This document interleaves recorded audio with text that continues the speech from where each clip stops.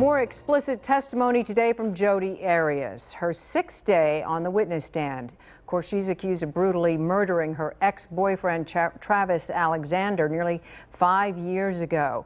Today in court, she went over text messages that she exchanged with Alexander months before he was murdered. Our Mike Watkins has been following the case from the beginning and has the very latest from today. Mike?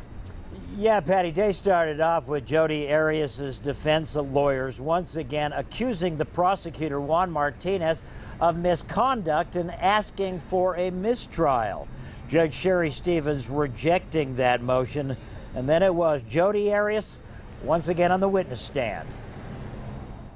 And I knew it was unhealthy, but I wasn't making healthy choices at that time, so I just continued to sleep with him. In what is probably the biggest understatement of Jodi Arias' very high-profile murder trial, Arias today telling jurors her twisted relationship with lover Travis Alexander was not a healthy choice. There were times when he was very mean, and then he would be nice, and I craved the nice from him and I dreaded the mean. So when he was nice, I tried to prolong it so that it would last longer. But under questioning from her attorney, Kurt Nurmi, Jodi Arias focusing on the alleged, quote, mean side of Travis Alexander, like a series of communications in 2008 after Jodi Arias had left Mesa and returned to her home in Northern California. At that point, the way we left, and now he's waking me up in the middle of the night with a whole bunch of text messages. They're all unkind.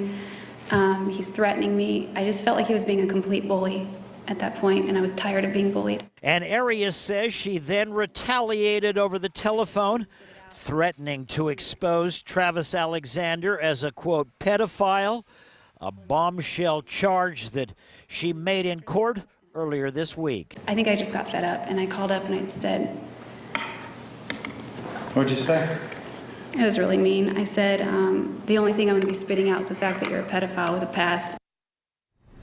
Yeah, certainly some of the most important and powerful evidence that the defense has presented thus far are Travis Alexander's own words in that explosive sex talk telephone conversation that jurors heard yesterday. And keeping with that tactic today, the defense team also reading for jurors some of the sexually oriented texts that Mr. Alexander sent to Jodi Arias, as you mentioned, and we're going to be talking about those things at 6 o'clock. But for now, I'm Mike Watkins for 3 TV at Superior Court.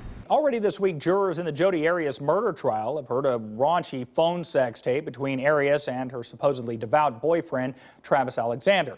Today, tawdry texts and other evidence aimed at making it seem plausible that Arias killed in self-defense. Mike Watkins, live at Superior Court with all of today's developments. Mike? Yeah, Phil's probably the most powerful evidence that Jodi Arias' defense team has presented thus far, Travis Alexander's own words.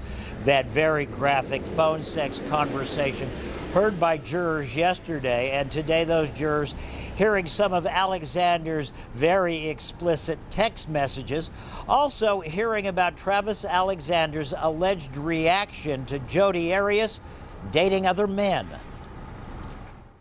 He didn't take kindly to me going on dates with other guys, and well, I didn't go on dates with other guys while we were together, but even after we broke up. On the witness stand this afternoon, Jodi Arias once again painting a portrait of Travis Alexander as a jealous, abusive, and domineering lover.